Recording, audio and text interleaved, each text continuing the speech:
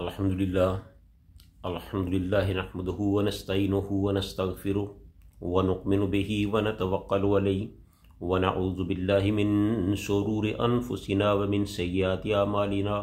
अम्मा बाद, अऊज़ु बिल्लाहिस समीइल अलीम मिनश शैतानिर रजीम। बिस्मिल्लाहिर रहमानिर रहीम। बल इत्तबअ अल्लज़ीना ज़लमू अहवाअहुम बिग़ैरि इल्म फ़मन यहदी मन अज़ल्लल्लाहु व मा लहुम मिन नासिरीन। हर किस्म की हम्द सना अल्लाह रब्बुल आलमीन के लिए, जो सारे जहानों का खालिक व मालिक और परवरदिगार है।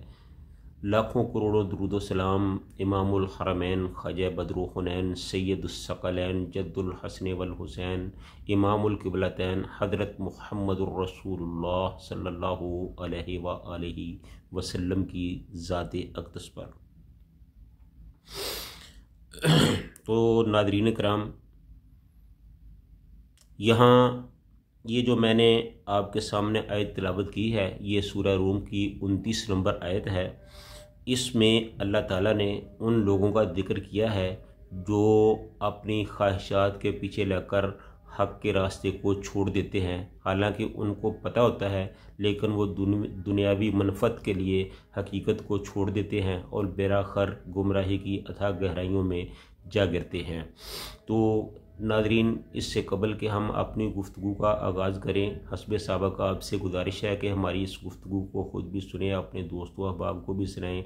हमारी इस वीडियो को लाइक करें, शेयर करें और हमारे इस चैनल को सब्सक्राइब करें, ताकि अल्लाह के दीन की बातों को ज़्यादा से ज़्यादा लोगों तक फैलाया और पहुँचाया जा सके।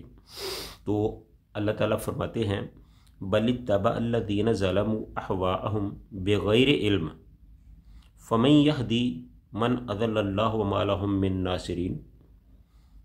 बल्कि हकीकत ये है, ये इसका तर्जमा है कि बल्कि हकीकत ये है कि इन ज़ालिमों ने बग़ैर इल्म अपनी ख्वाहिशात की पैरवी कर रखी है।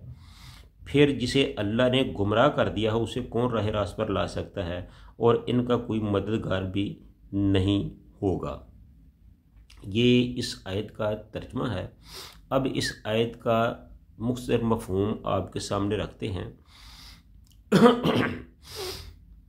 बात ये नहीं है कि इन मुशरिकों को हकीकत की समझ नहीं आती, बल्कि शिर्क के इस धंधे में इनके बहुत से दुनियावी मफादात वाबस्ता हैं।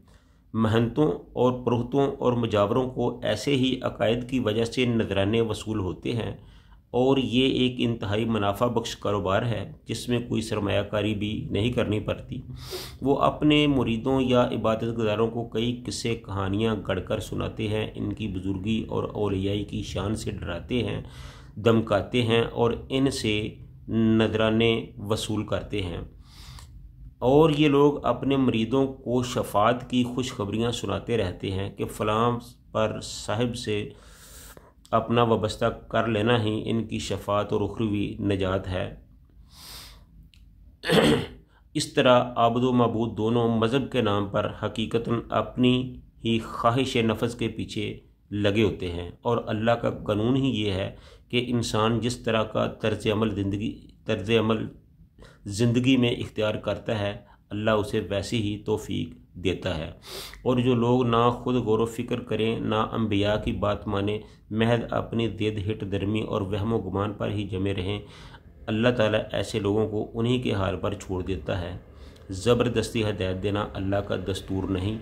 अल्लाह ताला फरमाते हैं कि अगर मैं किसी को ज़बरदस्ती हदायत देना चाहता तो सारी दुनिया ही मुसलमान हो जाती, इस्लाम पसंद हो जाती, हकीकत पसंद हो जाती।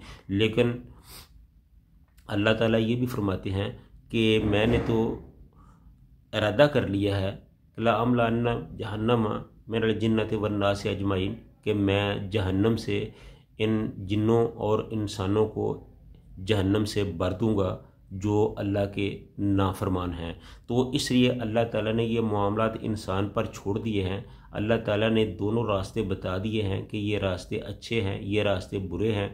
अगर अच्छे रास्ते पर चलोगे तो तुम्हारी ये हदायत का सबब बनेगा, अगर बुरे रास्ते को इख्तियार करोगे तो फिर वो तुम्हारे लिए तबाही का बायस बनेगा। तो अल्लाह ताला ने बड़े अच्छे तरीके से, बड़े अच्छे पैराए में ये सारी चीज़ें इंसानों को बता दी हैं।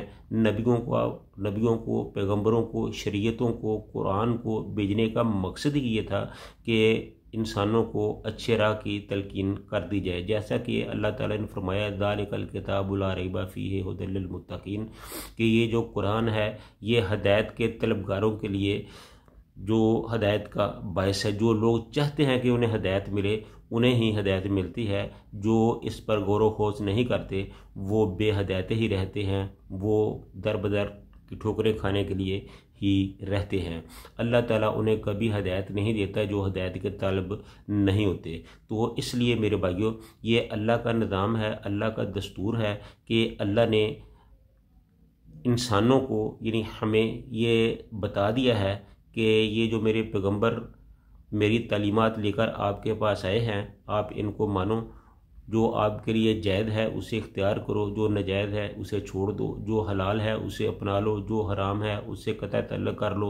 अगर हमारी शरीयत के मुताबिक ज़िंदगी गुजारोगे तो कल क़यामत के दिन अल्लाह और उसके रसूल के सामने सुरखरू हो जाओगे। अगर तुम अपनी मर्ज़ी करोगे तो फिर तुम्हारे लिए नुकसान ही नुकसान है। तो अल्लाह ताला से दुआ है कि अल्लाह ताला हम सब को कुरान पाक पर अमल करने की तौफ़ीक़ अता फ़रमाए। व आखिरु दावाना अनिल हम्दुलिल्लाहि रब्बिल आलमीन।